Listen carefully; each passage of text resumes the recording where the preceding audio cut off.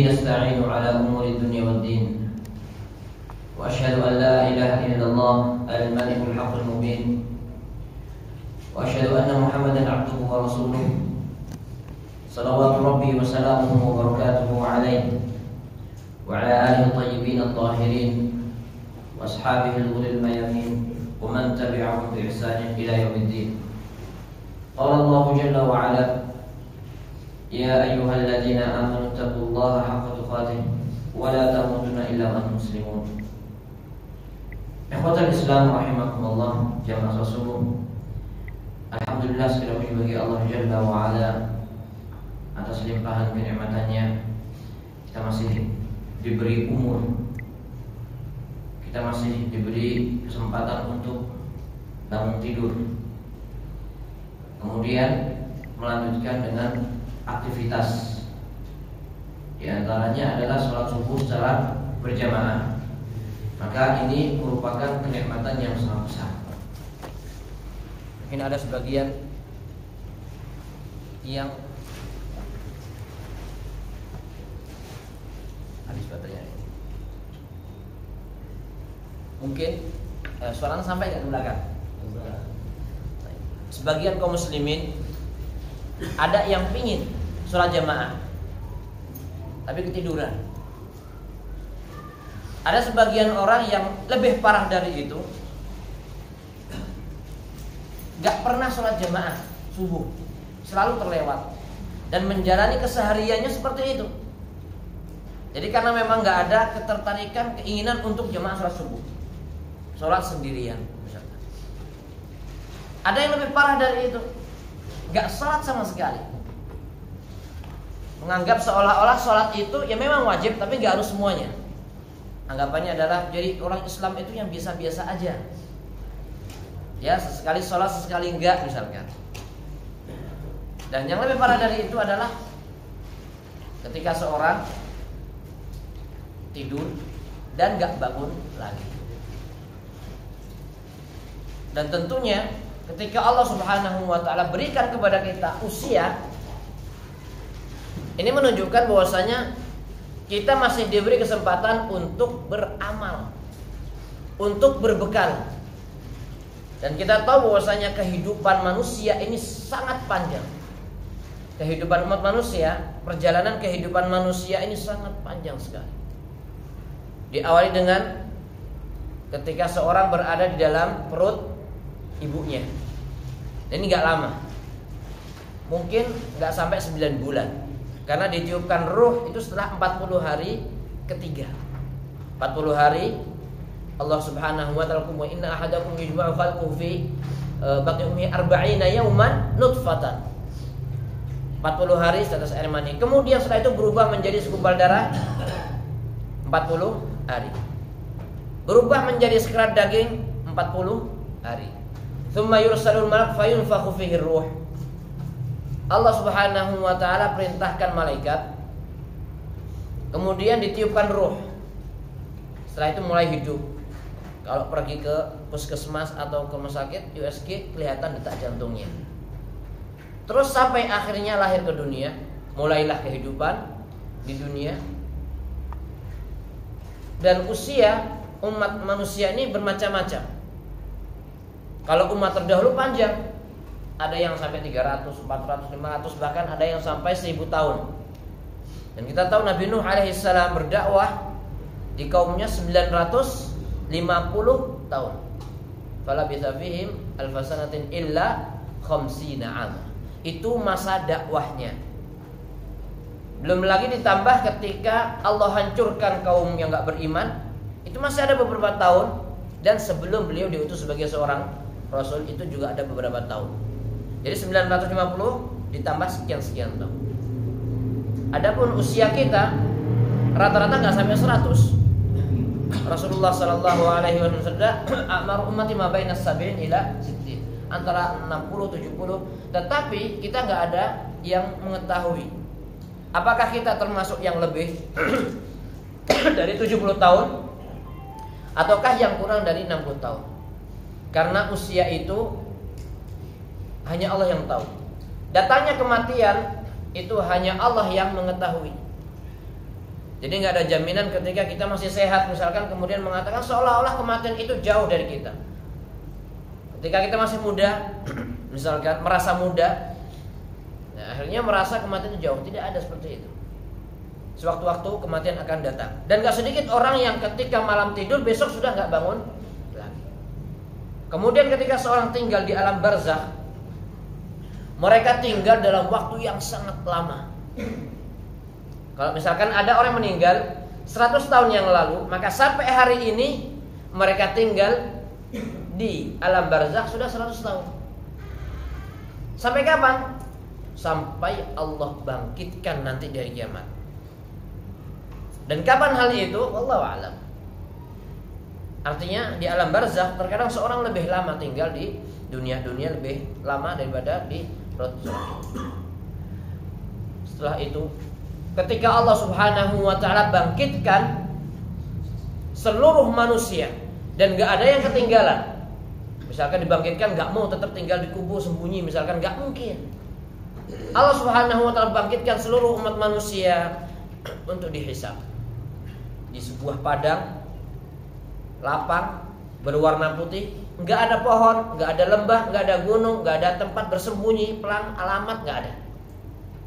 Semuanya akan dikumpulkan oleh Allah di padang mahsyar. Dan saat itu mereka tinggal di situ dalam waktu yang sangat lama sekali. Sampai akhirnya masing-masing kembali ke tempatnya. Dan tempatnya cuma dua, imma ilal jannah wa imma ilan nar. Kalau enggak ke surga, berarti ke neraka, na'udzubillah min dzalik. Dan tempat kita cuma satu, yaitu surga. Enggak ada tempat lain. Kalau sampai luput enggak masuk surga, na'udzubillah min dzalik. Taruhannya adalah neraka. Sampai kapan? Tidak ada ujungnya. Karena memang Allah Subhanahu wa taala ciptakan manusia ini untuk kekal selamanya. Hanya saja diawali dengan kehidupan dunia yang sifatnya sementara. Jazakallah khair. Jadi manusia diciptakan oleh Allah Subhanahu wa taala itu untuk kehidupan yang kekal. Hanya saja diawali dengan kehidupan dunia sementara, dan kehidupan yang sementara ini yang akan menentukan kebahagiaan seorang atau kesengsaraan seorang nanti di hari akhirat.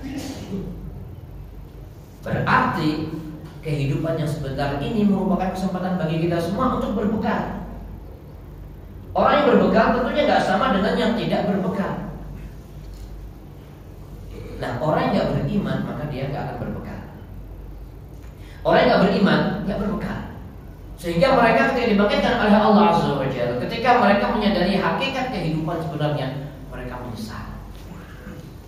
Orang yang beriman, maka tingkatan keimanan seorang itu berbeda-beda. Dan al-iman yazid wa yanqus. Iman itu bertambah dan berkurang. Ketika seorang beriman namun keimanannya lemah, maka dia kurang memperhatikan maslahat kelak di hari akhirat. Pikirannya sibuk dengan urusan dunia. Padahal ketika seorang meninggal dunia, sebanyak apapun dunia yang dia kumpulkan semuanya ditinggal. Yang dibawa apa? Amalan.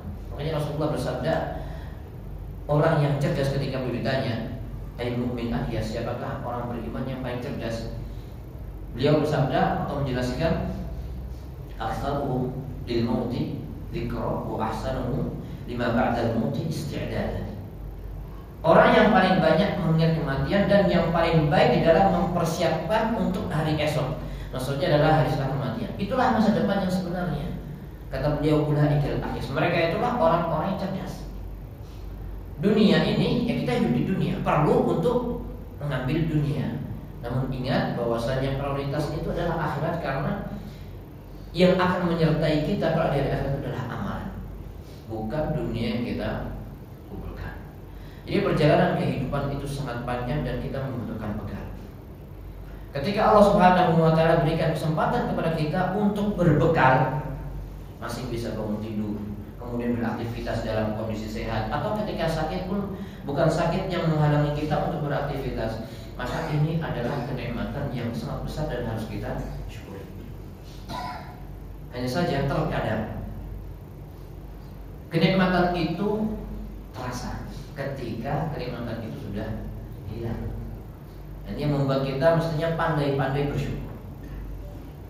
Allah Subhanahu wa ta'ala berfirman, la in syakartum la azidannakum wa in kafartum in 'adzabi. Kalau kita bersyukur, Allah akan tambahkan nikmat untuk kita. Tetapi ternyata memang syukur itu enggak mudah. Allah berfirman, wa qalilun min ibadiyash syakur. Dan sedikit di antara hamba-hambaku yang bersyukur. Mudah-mudahan Allah Subhanahu wa ta'ala jadikan kita termasuk hamba yang pandai bersyukur. Ikhwatul Islam, jamaah salat subuh rahimakumullah. Kita akan membahas tentang surat Ad-Duha, membahas tafsir. Mempelajari tafsir itu hukumnya kembali kepada tujuannya. Allah Subhanahu wa ta'ala perintahkan kita semua kaum muslimin untuk tadabbur. Dan tadabbur itu hukumnya adalah wajib. Meskipun kita bukan orang Arab, Allah Subhanahu wa ta'ala turunkan Al-Quran bukan untuk orang Arab. Nah sekarang gimana kok kita bukan orang Arab tapi diperintahkan untuk tadabbur? Berarti kita perlu mempelajari tafsir, perlu mempelajari makna Al-Quran supaya bisa tadabbur. Ma la yatimul wajib illa bihi fahuwa wajib. Sebuah kewajiban yang tidak akan bisa sempurna kecuali dengan hal lain, maka hal lain tadi hukumnya seperti kewajiban tadi. Namun tentunya bukan berarti kita harus mempelajari tafsir sampai akhirnya menjadi ahli tafsir. Gak harus. Gak setiap orang diwajibkan untuk menjadi ahli tafsir, tetapi setiap orang diwajibkan untuk apa? Untuk tadabbur. Dan Allah Subhanahu wa ta'ala tidak akan membebani sebuah kaum di luar batas kemampuannya. Artinya ketika Allah mewajibkan kita untuk tadabbur, berarti kita itu bisa mempelajari, tinggal mau atau tidak. Kalau zaman dulu orang-orang Arab mereka paham dengan Al-Quran Karim, tetapi orang-orang kafir mereka tidak mau mentadabburi Al-Quran. Bahkan seolah-olah mereka berusaha untuk menutup telinga dan nggak mau mendengarkan ucapan Rasulullah SAW, nggak mau mendengarkan Al-Quran. Kenapa? Takut dipengaruhi. Berarti memang mereka nggak mau. Jadi urusan tadabbur itu kembali kepada kemauan, mau atau tidak. Kalau mau, insya Allah bisa. Baik. Kita mempelajari tafsir Al-Quran tujuannya adalah untuk bisa mentadabburi.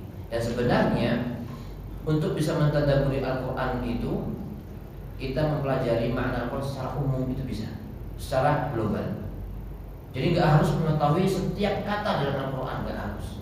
Tetapi ketika seorang semakin mendalami ilmu ma'ani Al-Quran, makna-makna alfaz dan sebagainya, maka semakin seorang bisa mentadabburi. Tetapi untuk mentadabburi itu nggak harus benar-benar paham 100%, nggak harus. Baik, ikhwatul Islam rahimahullah, kita mulai masuk ke surat Ad-Duha. Surat Ad-Duha adalah termasuk surat-surat yang pendek. Jadi dalam Al-Quran itu ada pembagiannya. Yang pertama Sab'atul 7 yang panjang.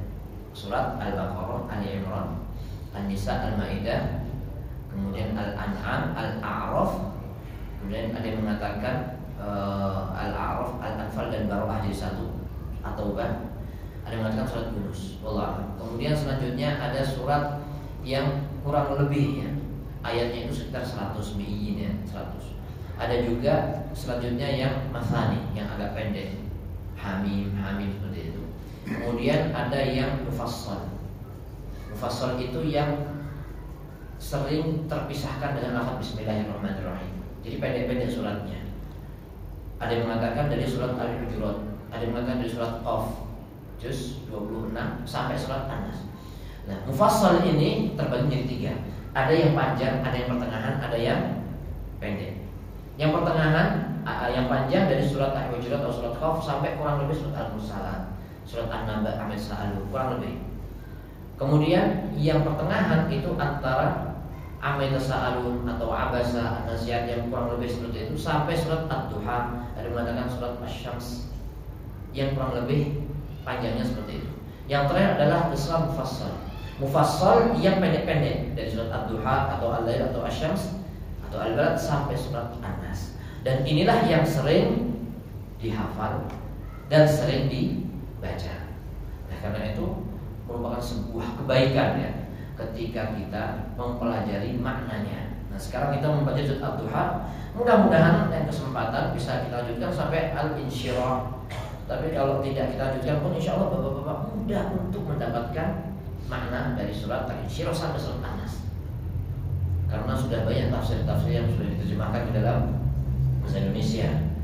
Terjemahan itu membantu.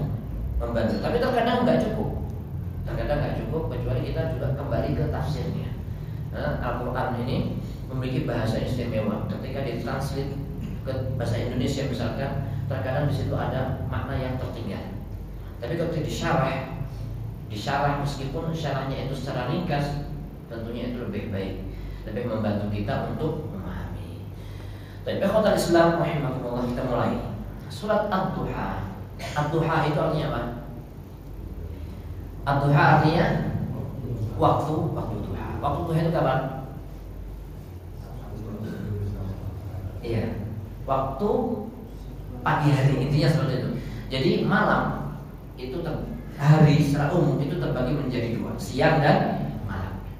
Kemudian kalau malam juga terbagi, ada pertengahan malam, ada pertengahan pertama, ada pertengahan kedua, atau kalau dibagi menjadi tiga berarti menjadi awal malam, kemudian pertengahan malam, dan sepertiga malam yang terakhir misalkan waktu sahar atau waktu sahur. Siang juga seperti itu, terbagi menjadi kurang lebih dua, pagi dan sore. Duha itu pagi hari, ketika sudah matahari mulai agak meninggi sampai sebelum zuhur, sebelum zawal. Setelah zawal sampai sebelum tenggelam matahari namanya asyiyah atau sore. Sore kalau misalnya asyiyah. Kalau di dalam surat An-Nazi'at, Allah Subhanahu wa taala menggambarkan kondisi orang-orang yang hidup di akhirat. Ka'annahum yauma yarawnaha lam yalbathu illa 'ashiyatan aw duhaha. Jadi mereka melihat kehidupan dunia itu seolah-olah mereka tinggal di dunia hanya asyiyah atau duha. Asyiyah maksudnya setelah zawal, zuhur, pertengahan siang sampai sebelum maghrib, atau waktu duha saja berarti awal hari ketika sudah syuruk ya, pagi hari sampai pertengahan siang. Jadi mereka melihat kehidupan dunia itu sangat sebentar sekali. Meskipun mereka lama tinggal di dunia, namun kalau dibandingkan dengan di hari akhirat, mereka melihat seolah-olah sebentar sekali, seperti setengah hari, bukan setengah hari, seperempat hari, waktu pagi atau sore, itu saja. Jadi waktu secara umum seperti itu. Di sini Allah Subhanahu wa taala bersumpah, mengawali surat ini dengan sumpahnya, Wad-duha, demi waktu duha. Dan surat ini tentunya surat Makkiyah. Surat Makkiyah adalah surat yang turun sebelum hijrah. Meskipun turunnya nggak di Mekah, kalau turunnya sebelum hijrah tetap disebut sebagai surat Makkiyah. Ataupun ayat ketika turun setelah hijrah, meskipun turunnya nggak di Madinah, turunnya di Arafah misalkan di Mekah, maka tetap disebut Madaniyah, yang turun setelah hijrah. Dan surat ini termasuk awal-awal surat yang turun. Suatu ketika malaikat Jibril nggak datang, nggak menurunkan wahyu, agak terlambat. Meskipun ya Allah alam, ada sebagian riwayat yang menjelaskan karena di rumah Rasulullah SAW saat itu ada binatang di bawah ranjang. Tapi Allah alam ada yang mengatakan riwayatnya nggak sahih. Intinya adalah suatu ketika mereka Jibril agak terlambat menurunkan wahyu, sehingga ada salah seorang wanita Quraisy, ada yang mengatakan Ummu Jamil. Ummu Jamil ini istrinya Abu Lahab. Abu Lahab pamannya Nabi. Jadi ini istri pamannya sendiri, bibinya, yang memang kompak selalu mengganggu dakwah Rasulullah SAW. Ya, datang mengatakan kepada Rasulullah, ya Muhammad, inni ara syaitanaka ma ra'aitu syaitanaka illa qad tarakaka. Aku tidak melihat setanmu kecuali sudah meninggalkan. Artinya kamu itu sudah ditinggalkan oleh setan kamu. Maksudnya apa? Malaikat Jibril sudah tidak menurunkan wahyu lagi. Nah, kemudian turunlah surat ini sebagai bantahan kepada perkataan para Quraisy tadi. Allah Subhanahu wa taala awali dengan sumpahnya, Wad-duha, demi waktu duha. Jadi waw di dalam bahasa Arab itu bermacam-macam. Bisa diartikan ataf kalau diterjemahkan bahasa Indonesia menjadi dan. Tapi juga bisa diartikan qasam atau demi, sumpah. Dan sumpah itu bisa dengan waw, bisa dengan ba, bisa dengan ta. Orang sumpah bisa mengatakan wallahi atau tallahi atau billahi. Di sini menggunakan waw, wadduha, demi waktu duha. Allah Subhanahu wa taala bersumpah dengan waktu, bersumpah dengan makhluk-makhluknya. Misalkan dalam ayat ini wadduha, di waktu duha. Di ayat lain misalkan wal laili, dengan malam. Ada wal fajr, demi waktu fajar. Atau misalkan wal asr, demi waktu asar, atau secara umum demi zaman. Misalkan dengan makhluk-makhluknya seperti wasyamsi wadduhaha, demi asyams, wal qamari, demi bulan, wan najmi, demi bintang.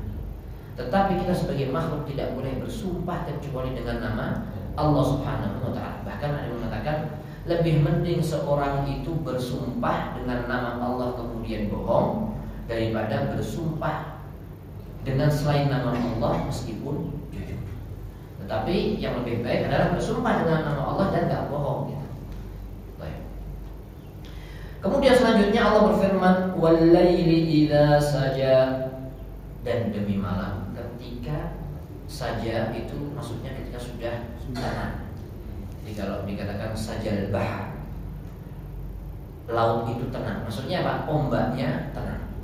Jadi kata-kata saja maksudnya adalah tenang. Wal-laili idza saja, dan demi malam ketika tenang, maksudnya adalah penduduknya atau penghuninya atau manusia-manusia yang hidup di malam hari ketika sudah mulai tenang. Berarti di bagian-bagian tertentu, karena awal malam ketika tenggelam matahari itu sudah bisa disebut sebagai malam. Biasanya orang masih beraktivitas. Semakin larut mulai orang istirahat, tenang. Itu maksudnya seperti itu. Wallahu a'lam. Jadi di sini Allah Subhanahu wa taala yang pertama bersumpah dengan pagi atau dengan sebagian waktu siang, kemudian sebagian waktu malam. Dan waktu-waktu ini ada kemiripan dari satu sisi, yaitu ketika manusia masih atau ketika manusia itu dalam kondisi lalai. Waktu duha itu adalah ketika manusia sedang semangat untuk beraktivitas. Siang orang beraktivitas tapi kadang-kadang udah capek, istirahat mungkin. Tapi kalau sudah ad-duha, ketika sudah mulai terbit matahari agak tinggi, biasanya orang semangat beraktivitas. Yang kerja pergi kerja, yang ke ladang, kemudian yang ke kantor, para pelajar juga pergi ke sekolah. Karena waktu itu adalah waktu yang produktif, sehingga seorang itu semangat untuk beraktivitas. Kemudian kalau malam hari ketika sudah mulai tenang, biasanya orang dalam kondisi lalai juga. Ketika sudah capek istirahat, kemudian tidur yang nyenyak itu ya ketika sudah mulai larut malam. Dan dua waktu inilah dua waktu orang-orang yang dalam kondisi gak ingat Allah Subhanahu wa taala. Berbeda dengan Rasulullah SAW yang senantiasa berzikir. Bahkan ketika istirahat, ketika tidur, matanya pun terpejam, namun hatinya senantiasa ingat Allah Subhanahu wa taala. Ini kondisi Rasulullah SAW. Ketika waktu duha, ketika beliau beraktivitas, beliau juga tetap senantiasa berzikir kepada Allah Subhanahu wa taala. Kemudian ayat ketiga, Allah Subhanahu wa taala berfirman, "Ma wadda'aka rabbuka wa ma qala." Sesungguhnya ma wadda'aka, Allah Subhanahu wa taala tidak meninggalkanmu wahai Rasul, rabbuka, rabbmu, wa ma qala, dan tidak murka. Jadi kata-kata qila maksudnya adalah murka. Artinya Allah Subhanahu wa taala tidak meninggalkanmu dan tidak memurkaimu. Diawali dengan sumpah waktu yang ghaflah, waktu yang lalai, dan Rasulullah tak pernah lalai. Kemudian dilanjutkan bahwasanya Rabbmu tidak pernah meninggalkanmu dan tidak murka kepadamu. Dan tentunya ini bantahan terhadap perkataan orang-orang yang mengatakan bahwasanya sudah Rabbmu sudah meninggalkanmu, mereka Jibril sudah tidak menurunkan wahyu dan sebagainya. Setelah itu Allah jelaskan, walal akhiratu khairul laka minal ula, dan yang terakhir itu khairun laka, lebih baik untukmu wahai Muhammad minal ula, dari yang pertama. Sebagian ahli tafsir menjelaskan maksudnya adalah al-akhirah di sini adalah kehidupan akhirat. Dan kehidupan akhirat itu khairul laka, lebih baik untukmu wahai Muhammad, minal ula, dari kehidupan yang pertama, maksudnya adalah kehidupan dunia. Dan di sini dijelaskan khairul laka, untukmu. Berarti ini khusus, ya, khusus untuk Rasulullah Sallallahu Alaihi Wasallam. Tetapi kalau kita berpindah dari tafsir ke tadabbur, jadi beda antara tafsir dengan tadabbur. Tadabbur itu adalah merenungi, menghayati makna, dan mengkaitkan antara makna ayat dengan yang ada di sekeliling kita. Kalau tafsir itu kembali kepada makna ayat, penjelasan makna ayat. Jadi kalau kita bicara masalah tafsirnya jelas Allah Subhanahu wa taala jelaskan bahwasanya akhirat itu lebih baik untukmu wahai Rasul minal ula, daripada yang pertama yaitu kehidupan dunia. Begitu juga dengan umatnya. Kalau kita berpindah ke tadabbur, maka pada hakikatnya kehidupan akhirat itu lebih baik untuk Rasul dan untuk umatnya juga daripada kehidupan dunia. Karena memang dunia ini adalah sijnul mukmin. Dunia adalah penjara bagi orang-orang yang beriman, wa jannatul kafir, surganya bagi orang-orang yang enggak beriman. Kita hidup di dunia terikat dengan peraturan-peraturan, dengan perintah-perintah dan larangan-larangan Allah Subhanahu wa taala. Pengen mengambil harta, dilihat dulu halal atau haram. Kalau haram nggak boleh, kalau halal silahkan mau diambil. Jadi kita terikat, kita harus beribadah, ada kewajiban-kewajiban yang harus kita tunaikan. Inilah kehidupan dunia. Meskipun sijil atau penjara bagi orang beriman, bukan berarti kita tidak mendapatkan kenikmatan sama sekali. Banyak sekali kenikmatan yang Allah berikan kepada kita. Hanya saja seluruh kenikmatan yang ada di dunia ini terbatas. Kita boleh makan buah-buahan misalkan halal, tetapi kenikmatan yang ada di dunia terbatas. Misalkan kita pengen sesuatu, pengen buah, tapi kalau nggak musim, ya nggak ada. Kalau nggak musim nggak ada. Atau misalkan kita pengen lihat mangga, untuk pengen, tapi terbatas. Kenapa? Karena itu tangganya, ini tangga, mangganya tangga sebelah, nggak boleh langsung kita ambil. Itu terbatas. Di surga, la maqtu'atin wa la mamnu'ah, wa fakin katsirah la maqtu'atin wa la mamnu'ah. Buah-buahan yang sangat banyak, kemudian nggak dilarang, nggak ada yang terlarang, dan nggak terputus, artinya terus menerus. Kapan dia mau, dia pasti akan mendapatkan. Berarti nggak ada musiman. Kapan dia pengen, lahum fiha ma yashun, apa yang mereka inginkan pasti akan dia dapatkan saat itu juga. Itu kenikmatan di surga. Di dunia ini penuh dengan keterbatasan. Adapun orang-orang kafir, maka mereka sudah bebas, mereka tidak terikat dengan peraturan, mereka menikmati dunia, tetapi dunia ini ya sudah surga mereka. Kalau ketika mereka dibangkitkan oleh Allah dari akhirat, mereka tidak mendapatkan kecuali neraka. Kenikmatannya sudah habis. Nah, berbicara tentang kenikmatan surga dunia dan milik orang kafir dan orang beriman ini, ada sebagian orang Yahudi datang mendatangi seorang imam, Ibnu Hajar Al-Asqalani rahimahullah. Waktu itu beliau menjabat sebagai seorang qadhi, seorang hakim. Ketika beliau mengendarai sebuah kendaraan yang mewah, ya, menggunakan kuda misalkan, dengan pakaian yang rapi dan bersih. Ketika beliau berjalan, didatangi oleh orang Yahudi. Orang Yahudi ini penjual minyak panasnya, dengan penampilan yang lusuh, kotor dan memprihatinkan. Orang Yahudi datang kepada Al-Imam kemudian mengatakan, wahai Syekhul Islam, kalian menyangka bahwasanya dunia ini merupakan penjara orang-orang beriman dan merupakan surga bagi orang yang beriman. Tapi kalau kita lihat realita yang ada, ini kurang lebih menceritakan seperti itu.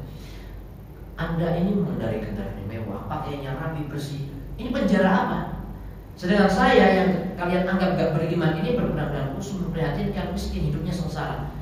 Kemudian dikatakan surga, apa surga seperti itu? Maksudnya bagaimana? Kemudian Imam menjawab, Imam Ibnu Hajar mengatakan, ya kami meskipun berada dalam kondisi nikmat, kalau dibandingkan dengan kenikmatan di akhirat dengan surga, maka kenikmatan di dunia ini seperti penjara. Dan kamu meskipun sengsara, kesengsaraan kamu di dunia kalau dibandingkan dengan kesengsaraan di akhirat, maka kamu bagaikan hidup di surga. Akhirnya orang yang tadi beriman, masuk Islam. Intinya adalah kita memang di dunia ini dipenuhi dengan keterbatasan, dipenuhi dengan aturan dan larangan, perintah dan larangan. Namun hidup ini hanya sebentar sekali. Kehidupan di hari akhirat itu jauh lebih baik untuk Rasul dan untuk umatnya. Ikhwan Islam rahimahullah. Ada sebagian ahli tafsir mengatakan walal akhiratu khairul laka minal ula. Yang terakhir itu lebih baik daripada yang pertama. Maksudnya adalah akhir-akhir hayat Rasulullah itu lebih baik daripada awal-awal kehidupan beliau. Ketika lahir dalam kondisi yatim, kemudian benar-benar membutuhkan, Allah Subhanahu wa taala sediakan orang-orang yang siap untuk merawat beliau misalkan, kemudian dicukupi dan sebagainya. Tetapi akhir-akhir hayat beliau dalam kondisi yang lebih baik daripada sebelumnya. Ada juga yang mengatakan maksudnya adalah ketika beliau diutus sebagai seorang rasul, maka dakwah beliau di awal-awal itu mengalami berbagai macam cobaan. Dan yang terakhir, akhir hayat beliau, di akhir-akhir dakwah beliau lebih baik kondisinya daripada yang pertama. Dan ini kalau kita perhatikan dari sejarah, beliau SAW ketika dakwah pertama kali berdakwah, beliau menghadapi berbagai macam cobaan. Ketika di Mekah, dizalimi, ditindas, bahkan pengikut-pengikutnya ada yang dibunuh, disiksa dan sebagainya, sampai akhirnya beliau ke kota Madinah, hijrah ke kota Madinah, kemudian semakin kuat, sampai Allah Subhanahu wa taala turunkan pertolongan, kemudian terjadi Fathu Mekah. Beliau datang ke Mekah membawa pasukan yang besar sampai tidak terjadi pertempuran, tidak ada perlawanan karena datang secara mendadak. Kemudian Allah Subhanahu wa taala menangkan Islam ini. Saat itu benar-benar berjaya. Sehingga di sini bisa kita ambil kesimpulan bahwasanya memang benar seperti yang Allah firmankan bahwasanya akhir hayat beliau itu benar-benar kondisinya sangat baik kalau dibandingkan dengan kehidupan yang pertama ketika beliau memulai dakwah. Nah, sekarang kalau kita berpindah kepada tadabbur, kita kaitkan dengan sekeliling kita. Zaman itu berubah, kondisi berubah seperti zaman. Generasi ke generasi itu mengalami banyak perubahan. Karena terkadang Islam itu jaya, terkadang Islam itu tertindas. Pernah Islam sampai jaya, sampai menguasai mungkin sepertiga dunia atau lebih, sampai ke Eropa, ke Andalus dan sebagainya. Namun datang masa yang lain ketika orang-orang kafir benar-benar bisa menindas kaum muslimin. Wallahu a'lam.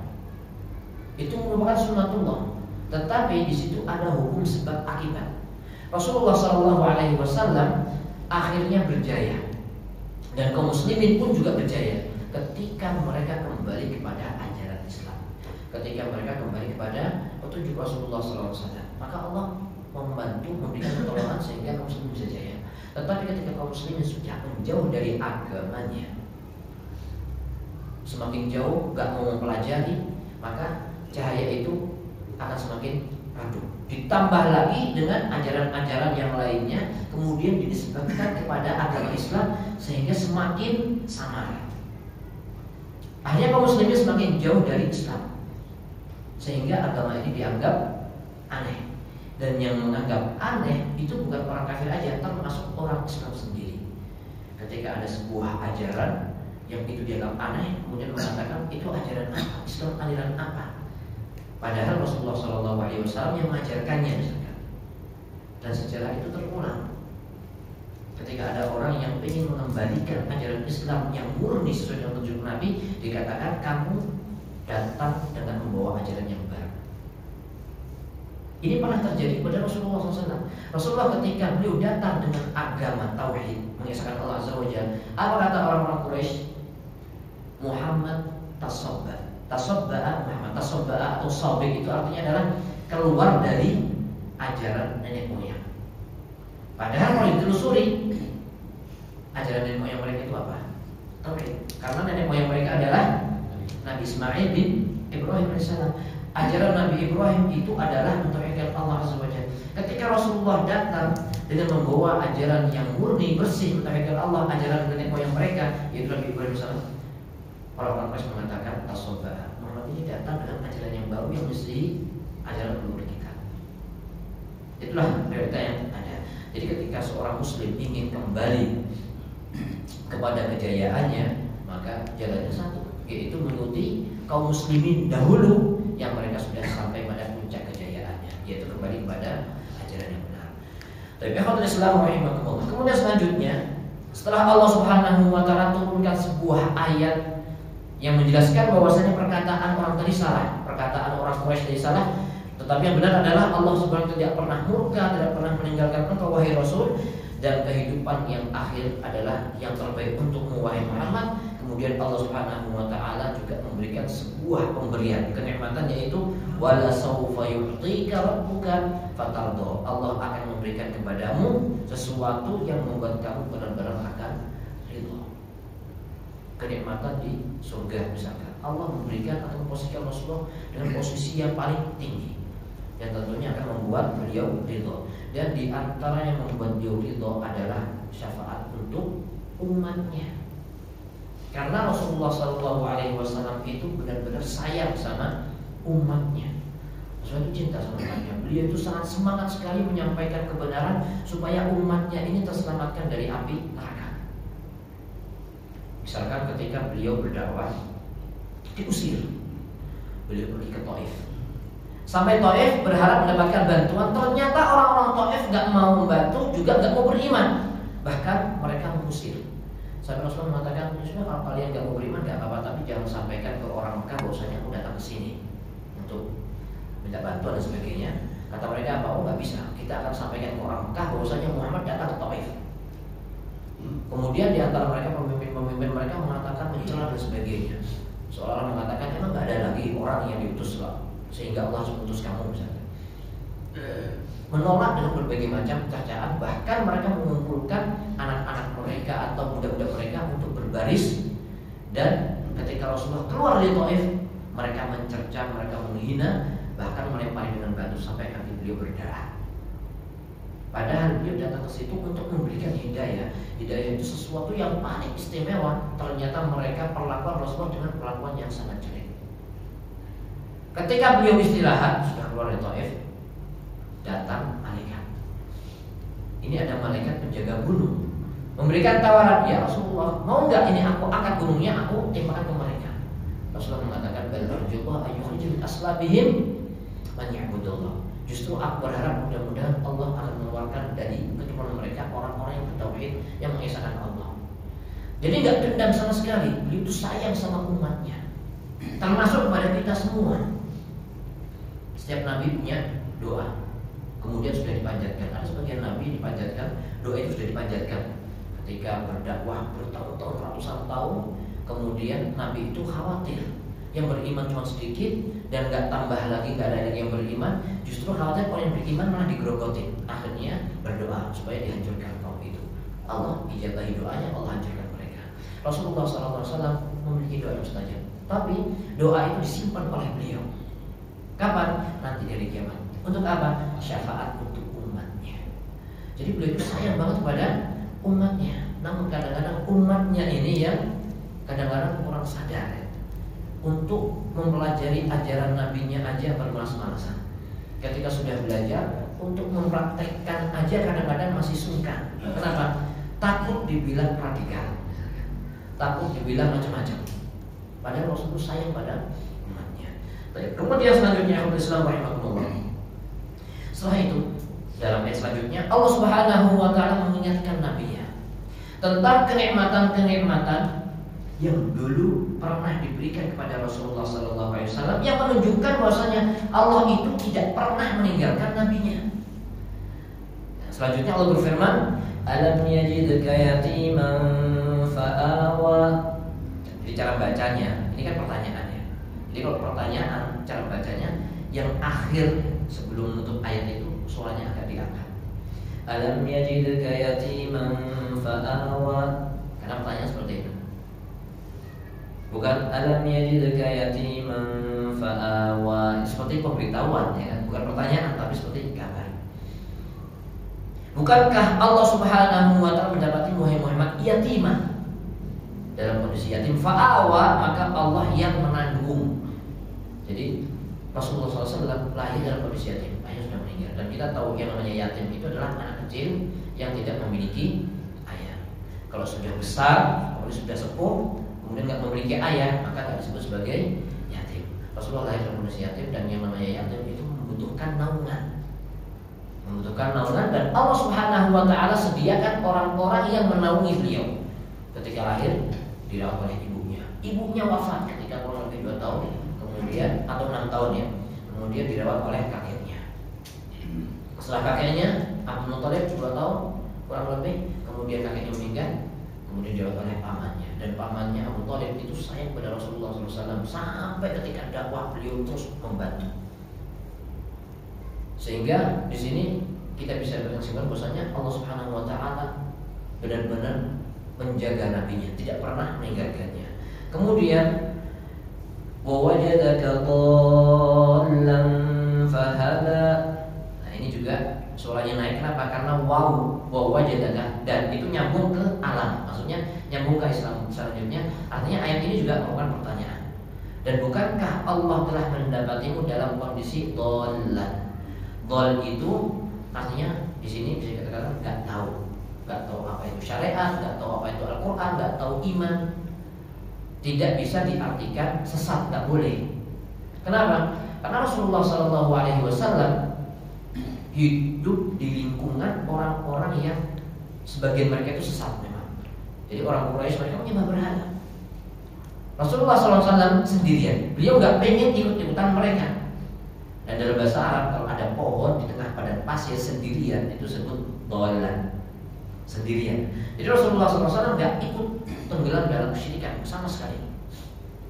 Hanya saja beliau belum tahu apa itu Islam, apa itu iman. Sampai akhirnya Allah Subhanahu wa taala turunkan wahyu kepada beliau sehingga beliau mengenal apa itu Islam, apa itu iman. Dan di sini Allah jelaskan fahada. Allah memberi petunjuk, bukan fahadaka, memberikan petunjuk kepadamu.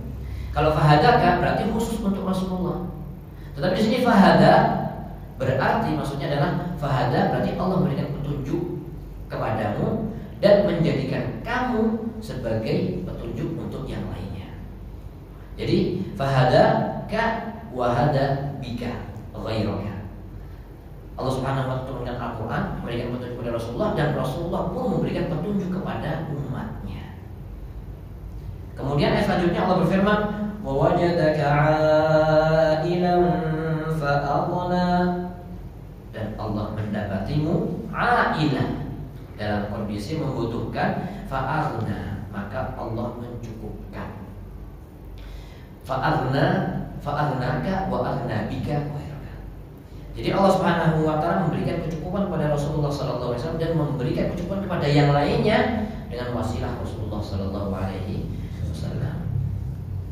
Kalau kita keluar sekarang ke tadabbur. Jadi kalau masalah makna, tafsir dan sebagainya insyaallah sudah jelas artinya. Tetapi sekarang kita masuk ke tadabbur. Tadabbur itu merenungi. Kalau kita perhatikan kehidupan Rasulullah sallallahu alaihi wasallam itu sudah dijamin oleh Allah Subhanahu wa taala. Seperti yang disebutkan dalam ayat ini. Rasulullah membutuhkan, kalau membutuhkan maka Allah yang mencukupkan, fa'aghna. Tetapi kalau kita perhatikan kehidupan beliau itu bukan orang yang mewah, punya banyak harta. Seandainya beliau mau bisa, tapi ternyata kehidupan beliau itu bukan kehidupan yang berfoya-foya. Bahkan terkadang beliau mengalami masa yang sulit. Ketika perang Khandaq, sebagian kaum muslimin menggali parit untuk menghadapi serangan orang-orang Mekah, sehingga waktu itu musim dingin dan mereka kelaparan. Ada di antara mereka menganjar perutnya dengan 1 batu. Beliau mengajar dengan 2 batu. Jadi kondisi muslim waktu itu benar sengsara atau dalam kondisi yang memprihatinkan, lapar. Rasulullah SAW juga demikian. Kemudian rumahnya bukan rumah yang mewah, bangunan bukan megah, kemudian kendaraan dan sebagainya. Beliau adalah orang yang sederhana. Ini menunjukkan bahwasanya cukup itu nggak mesti kaya. Sebagaimana kaya nggak mesti cukup. Karena kaya itu adalah kaya hati. Allah Subhanahu wa taala memberikan kecukupan lahir dan batin. Batin adalah ketika Allah memberikan sifat qanaah, sifat mudah bersyukur pada Rasulullah sallallahu alaihi wasallam, dan memang Allah juga cukupkan kehidupan beliau meskipun tidak sampai seperti yang kita saksikan orang yang benar-benar merasa banyak hartanya, kemudian bangunan yang mewah atau pakaian yang dan sebagainya, tidak seperti itu. Kemudian selanjutnya Allah Subhanahu wa taala setelah menjelaskan tentang kenikmatan-kenikmatan, maka bersyukurlah. Di antara bersyukurnya adalah yang pertama, fa'ammal yatima fala taqhar. Adapun anak-anak yatim maka jangan dizalimi, dihabis dan sebagainya. Dan ini ayat yang ke-9 ini seperti ayat yang ke-6. Jadi ketika Allah Subhanahu wa taala mendapati Rasulullah manusia yatim, kemudian Allah menyediakan orang-orang yang siap untuk menjaga beliau. Oleh karena itu bersyukurlah kamu, dan cara bersyukurnya adalah fa'amal yatim fala taqhar. Adapun anak-anak yatim maka jangan dizalimi. Dan orang-orang Arab saat itu mereka adalah orang-orang yang punya kebiasaan menzalimi orang-orang yatim. Anak-anak yatim yang lemah, di antaranya adalah mereka itu tidak memberikan warisan kepada anak yatim. Ada orang meninggal dunia, maka warisan itu diambil sama yang besar-besar saja, yang sama bapak-bapak, sama mas-mas, om-om dan sebagainya. Yang kecil nggak dikasih, perempuan juga nggak dikasih. Kenapa? Anggapan mereka adalah karena yang bisa memberikan manfaat dalam kehidupan itu orang yang besar aja. Kalau ada perang misalkan, yang pergi orang yang besar, bikin bangunan dan sebagainya, kerja dan sebagainya, itu biasanya yang sudah besar-besar. Nah, anak kecil itu biasanya nggak bermanfaat. Sehingga ketika dalam meninggal dunia, maka hartanya diambil sampai besar-besar. Nah, ketika datang Islam, maka Islam ini mengajarkan kemuliaan. Jaga anak yatim, hartanya dijaga. Bahkan jangankan anak yatim, ketika masih dalam janin dan perut ibunya belum lahir, itu hartanya sudah dijaga. Ada orang meninggal dunia, kemudian istrinya hamil, maka yang ada di perut ibu itu sudah ada jatahnya. Meskipun belum diketahui dia laki atau perempuan, kembar laki perempuan belum tahu. Makanya sebagian ulama berselisih pendapat boleh nggak dibagi warisan sebelum lahir. Ada yang mengatakan boleh. Nanti dia dikira-kira. Kalau misalkan laki jatahnya sekian, kalau perempuan sekian, kalau laki 2 sekian atau perempuan 2 sekian, kalau kembar misalkan, atau ketika lahir dalam kondisi meninggal dunia misalkan, berarti ada jatah, sisanya siapa, itu semua sudah ada aturannya. Artinya Islam benar-benar memuliakan anak yatim.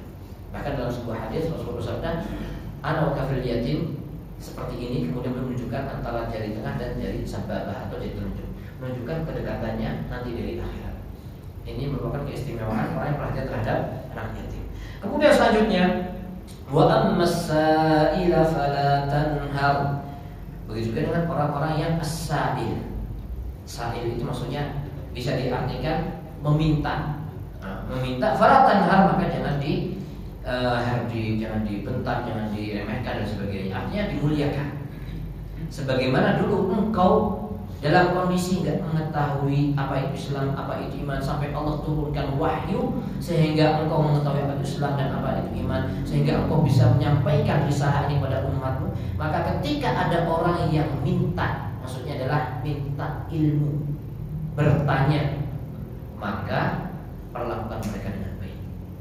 Ini merupakan salah satu kemuliaan Islam, yaitu mengajarkan kepada guru bermuamalah dengan baik ketika berhadapan dengan murid-muridnya. Ada murid yang bertanya misalkan, maka perlakuan dengan yang baik, dijawab dengan baik. Kalau nggak tahu ya katakan nggak tahu, jangan sampai sok tahu. Ketika tahu maka jawab dengan baik. Kecuali kalau memang ada sebagian orang yang bertanya tujuannya bukan untuk mencari ilmu, bertanya tujuannya adalah untuk mengadu domba misalkan. Ada sebagian orang yang mengatakan, misalkan, Ustaz ini maksudnya bagaimana Ustaz? Cuma pengen tahu pendapatnya apa. Setelah itu ditabrakkan dengan pendapat ustadznya yang lain. Kalau ustadz fulan seperti ini misalkan, akhirnya muncul case misalkan. Nah itu tak perlu dijawab, boleh tidak dijawab. Tapi hukum asalnya adalah ketika ada yang bertanya, kalau tahu maka hukum asalnya adalah dijawab. Kalau nggak tahu maka ditolak dengan cara yang baik. Dan as-sa'il di sini pun juga bisa berkaitan dengan orang yang meminta sesuatu, harta dan sebagainya. Maka hukum asalnya adalah diberi. Kalau kita nggak punya sesuatu yang diminta, maka kita menolak dengan cara yang baik. Jangan sampai kita memberi tetapi mengungkit-ungkit atau disertai dengan kata-kata yang tidak baik. Lebih parah dari itu adalah udah nggak ngasih, ngomongnya banyak. Ini lebih parah. Jadi tetap hukum asalnya ada baik, kecuali kalau kita mengetahui bahwasanya ternyata orang ini memang hobinya minta-minta, maka di situ kita perlu pertimbangan. Jangan sampai kita memberi tetapi ternyata di situ kita seolah-olah membantu dia untuk terus minta-minta. Maka sebagian orang mengatakan tidak boleh ngasih. Tidak boleh ngasih. Kenapa? Berarti kita mendukung dia untuk selalu minta-minta. Jadi ini kondisinya lain. Dan kalau kita perhatikan kadang-kadang ya peminta-minta itu hanya penampilannya memprihatinkan, tapi kita pulang ternyata punya rumah yang bagus. Itu ada seperti itu.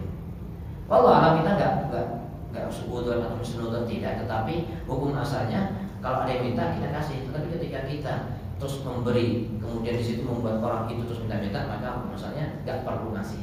Itu kondisi yang lain. Baik, ikhwatul Islam rahimakumullah. Yang terakhir adalah wa amma bi ni'mati rabbika fahaddits. Adapun terhadap nikmat Rabbmu yang tadi ketika Allah Subhanahu wa taala misalkan mencukupkan Rasulullah SAW kemudian dan sebagainya, maka bi ni'mati rabbika fahaddits, maka tampakkanlah kenikmatan itu. Dengan cara apa? Bersyukur dengan lisan, dengan anggota badan. Jadi memang kita itu diperintahkan oleh Allah Subhanahu wa taala untuk menampakkan kenikmatan. Menampakkan kenikmatan dalam rangka bersyukur, bukan dalam rangka untuk pamer. Meskipun perbuatannya sama, kadang-kadang niatnya yang berbeda. Jadi boleh misalkan seorang punya mobil yang bagus, nggak apa-apa. Orang punya harta, membeli baju yang bagus, berpenampilan yang rapi, bagus, nggak apa-apa seperti itu. Nggak mesti orang yang zuhud itu orang yang compang-camping, nggak seperti itu. Berpenampilan rapi karena mampu, ya nggak apa-apa. Dan itu salah satu bentuk rasa syukur pada Allah. Hanya saja terkadang ketika seorang itu menampakkan sesuatu, dia juga harus hati-hati. Kenapa? Sebagian orang itu ada yang punya sifat hasad, paling nggak bisa melihat orang lain dalam kondisi nikmat. Nah, seperti harus hati-hati.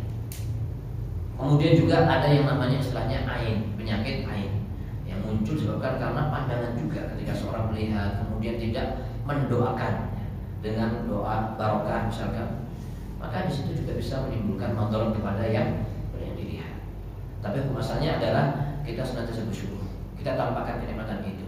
Kemudian kita juga bisa berzikir dengan lafaz-lafaz tulisan kita, begitu juga dengan anggota badan kita. Tapi ikhwatul Islam rahimakumullah, inilah kurang lebih yang bisa kita bahas tafsir surat Ad-Duha. Intinya adalah Allah Subhanahu wa taala memberikan kenikmatan kepada Rasulullah sallallahu alaihi wasallam, kenikmatan dunia dan kenikmatan di akhirat. Kalau Allah Subhanahu wa taala memperhatikan hamba-hamba yang lainnya, memberikan kenikmatan-kenikmatan yang banyak kepada yang lainnya, maka kepada Rasulullah tentunya lebih utama. Dan Rasulullah SAW adalah orang yang tidak pernah lupa untuk berzikir, maka Allah Subhanahu wa taala tidak meninggalkan beliau. Dan terbukti sejak kecil, sejak beliau lahir, Allah Subhanahu wa taala sudah mengayomi, memberikan atau menyediakan orang-orang yang siap mengayomi beliau.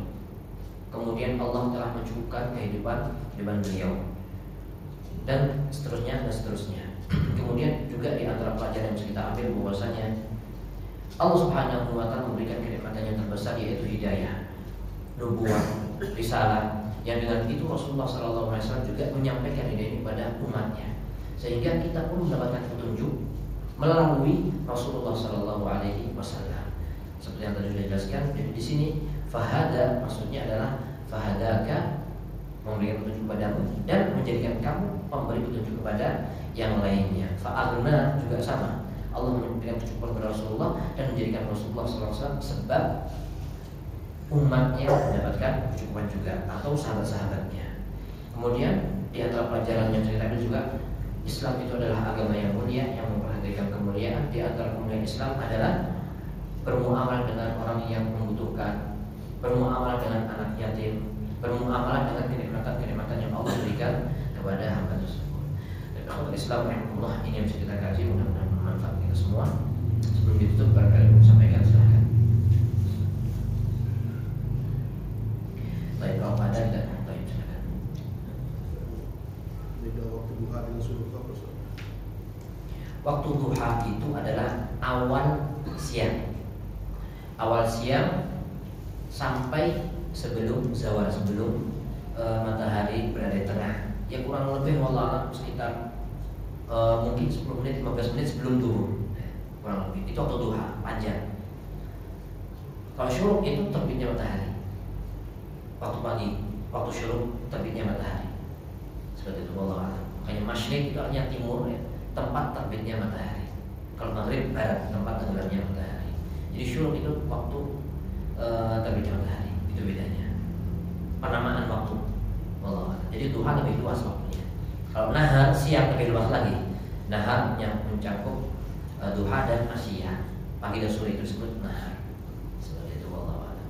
Apakah waktu suruh terlarang sholat? Waktu terlarang itu setelah sholat subuh sampai terbitnya matahari. Itu yang terlarang. Kemudian setelah beberapa saat, habis itu boleh sholat. Setelah sholat subuh. Orang sudah sholat subuh, maka nggak ada sholat.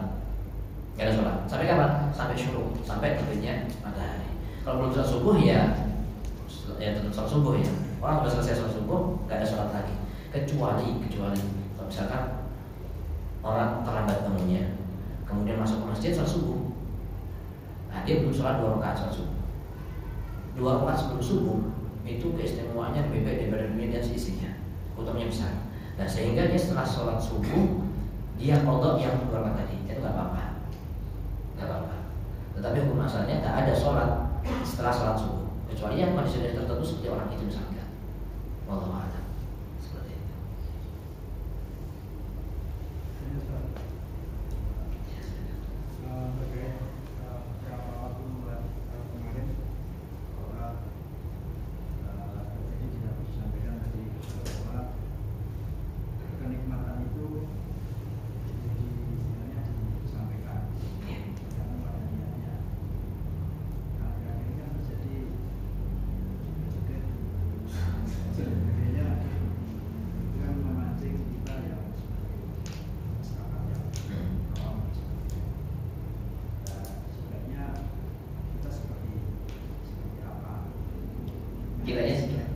Kita siapa ini? Itu banyak.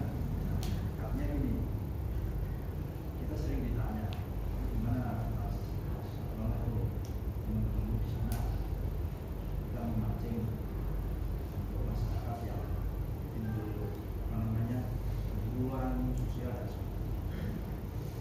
Sebenarnya kita sebagai orang yang istilahnya memahami itu masyarakat jelas. Ternyata itu menimbulkan kekisruhan. Itulah sebenarnya kan menimbulkan khasat.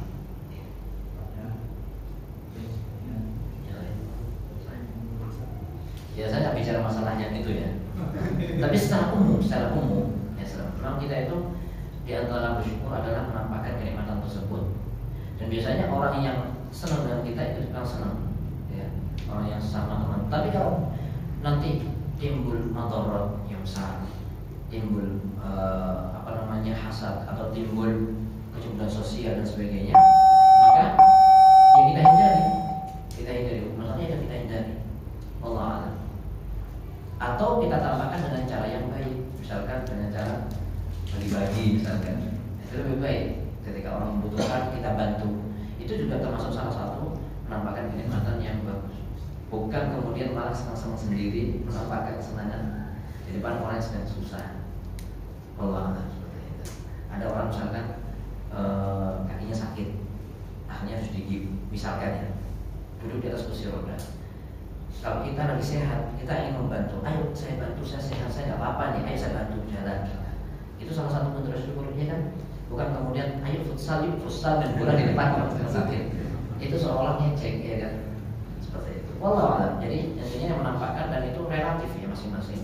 Kemudian dipertimbangkan masalah dan manfaatnya. Karena seperti itu kembali ke kondisi masing-masing. Wallahu a'lam.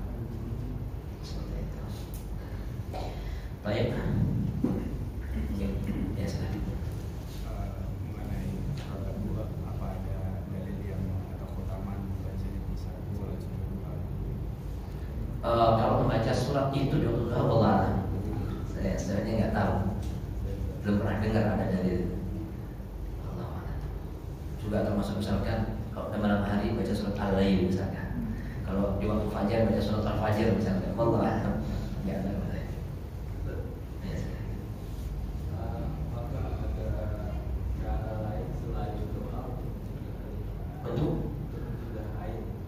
Untuk mencegah air. Allah di antaranya berdoa pagi petang, zikir pagi petang. Kemudian kitanya juga zikir pagi petang. Jangan sampai kita menimbulkan air kepada orang lain. Jadi air itu nggak mesti ada unsur hasad, nggak mesti.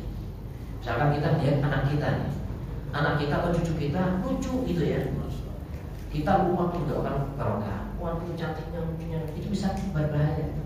Orang dulu itu tahu seperti itu, meskipun istilahnya bukan aib, ada istilah sendiri. Dan orang zaman sekarang kadang-kadang nggak tahu. Dan Rasulullah mengatakan bahwa aib hak, dan aib itu hak, maksudnya ada sesuatu itu benar adanya meskipun dia gaib, nggak tampak gitu, tapi berbahaya. Oleh karena itu kita perlu untuk kita sendiri belajar penyebutan orang lain atau orang sebelum kita diingatkan untuk belajar penyebutan.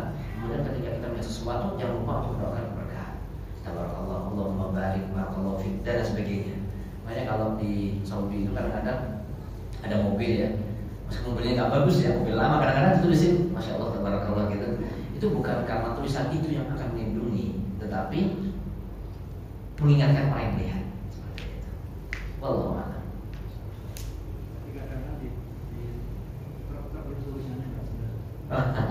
Di Indonesia ini ya. Malah bikin kecelakaan takutnya. Saya ngomong setara. Baik, kita cuma sekian. Subhanallah, bihamdihi, asyhadu an la ilaha illa anta, astaghfiruka wa atubu ilaik. Assalamualaikum warahmatullahi wabarakatuh.